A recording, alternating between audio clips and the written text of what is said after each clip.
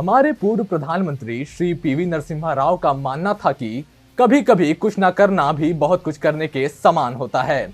बस आपको अपने विचार रखने का तरीका स्पष्ट होना चाहिए। ये बात नया भारत अब सीख रहा है और हाल ही में यूक्रेन रूस विवाद में इसका प्रत्यक्ष प्रमाण देखने को मिला है। नमस्कार, स्वागत है आपका TFI पर और मैं शाश्वत सिंह आपको अवगत कराऊंगा कि कैसे भारत अपने अनोखी शैली में रूस का कर्ज न केवल चुका रहा है अपितु संसार को एक स्पष्ट संदेश भी दे रहा है कि नया भारत अब आंख मूंद कर पश्चिमी जगत की हाँ में हाँ नहीं मिलाएगा। तो अविलंब आरंभ करते हैं। यूक्रेन और रूस के भूमि विवाद को लेकर हाल ही में संयुक्त राष्ट्र के सुरक्षा परिषद में काफी गहमागहमी चल रही है। हर जगह टांग अड़ाने में विशेषज्ञ अमेरिका ने यूक्रेन विवाद को किस प्रकार से आवश्यकता से अधिक हवा दी है, इसके बारे में कोई विशेष शोध की आवश्यकता नहीं है। इसी बीच भारत ने इस विषय पर एक अप्रत्याशित निर्णय में स्थिति के सामान्य होने की मांग करते हुए वोटिंग में भाग लेने से ही स्पष्ट मना कर दिया। न समर्थन किया और न ही विरोध, सीधा मना कर दिया।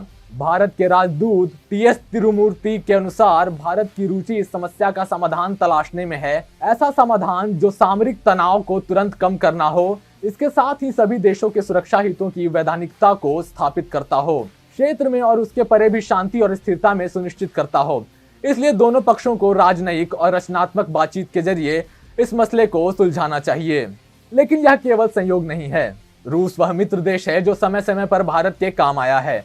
स्थिति चाहे जैसी भी हो, परंतु रूस अपनी मित्रता से पीछे नहीं हटा है। चाहे सोवियत रूस के रूप में 1971 की युद्ध में भारत की सहायता हो या फिर भारत को सैन्य से लेकर आर्थिक मोर्चे पर सहायता देनी हो, रूस कभी भी पीछे नहीं हटा है। हाल ही में आतंक परस्त पाकिस्तान और चीन के साथ बढ़ते विवाद को देखते हुए अब मोदी सरकार ने रूस से S-400 मिसाइल का सौदा किया है, जिससे देश की रक्षा बल को मजबूती प्रदान होगी।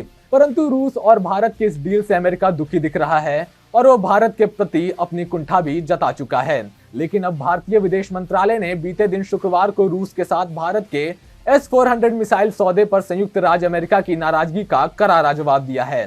साप्ताहिक मीडिया ब्रीफिंग को संबोधित करते हुए विदेश मंत्रालय के प्रवक्ता अरिंदम बागची ने कहा कि भारत और रूस के बीच एक विशेष रणनीतिक साझेदारी है। उन्होंने कहा, हम एक स्वतंत्र विदेश नीति का पालन करते हैं। यह हमारे रक्षा अधिग्रहण पर भी लागू होता है। बागची ने आगे कहा कि भारत और संयुक्त राज्य अमेरिका भी एक व्यापक वैश्विक रणनीतिक साझेदारी साझा करते हैं।